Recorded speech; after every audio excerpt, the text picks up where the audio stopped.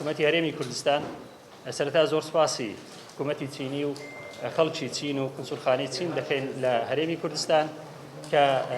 پێشووتریش هاوکاریی زۆری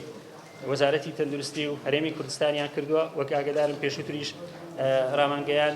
بڕێک لە هاوکاری لۆجستیان دابوو بە وەزارەتی تەندروستی بۆ بەرەنگاربوونەوەی نەخۆشی ڤایرۆسی کۆڕۆنای کۆڤید-19 و ئەمڕۆژ شاندێکی پزیشکی ئەو وڵاتە هاتوونە هەرێمی کوردستان بە مەبەستی سوودوەرگرتن لە ئەزموونەکانیان هاوکاری و هەماهەنگی دوولایانە بۆ ئەوەی باشتر ڕێژوێنەکانی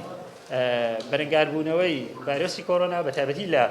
لایەنی چارەسەرکردن وەروەها سوودوەرگرتن لە ئەزموونی تریان دوای ئەوەی کە ڕێژوێنەکانی کۆنتڕۆڵی ڤایرۆسەکە لە هەرێمی کوردستان دەبینن بە کۆبوونەوەی هاوبەشی نێوان هەردوو لامان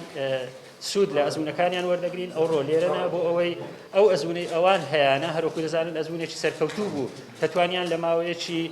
گونجاودا کۆنتڕۆڵی تا ڕادەیەکی باش کۆنتڕۆڵی ڤایرۆسەکە بکەن بۆی ئەو ئەزموونە ئێمە بتوانین سوودی لێ وەربگرین لە پێناو بەرژەوەندی گشتی بۆ ئەوەی خەڵکی کوردستان هەرێمی کوردستان کە خۆشبەختانە تاوەکو ئێستا بەو ڕێژوێنانەی کە لە حکوومەتی هەرێمی کوردستان گیراونەتە بەر بەتایبەتی قەدەغەکانی هاتوچۆ کە کاریگەری یەکجار باشی هەبووە لە کۆنتڕۆڵکردنی حاڵەتەکان و سنووردارکردنیان هیوادارین بە سوودوەرگرتن لەو ئەزموونە بتوانین ئەو ماوەی کە ماشە لە پەتاکە بە هاوکاری هەموو لایەکمان تێی بپەڕێنین و کوردستان بە سەلامەتی و بە کەمترین زیان بێڵینەوە. ئێستاش ڕێگە بە بەڕێزان دەدەین بۆ ئەوەی ئەوانیش وەفدی میوان کە هاتوونە قسەی خۆیان بکەن.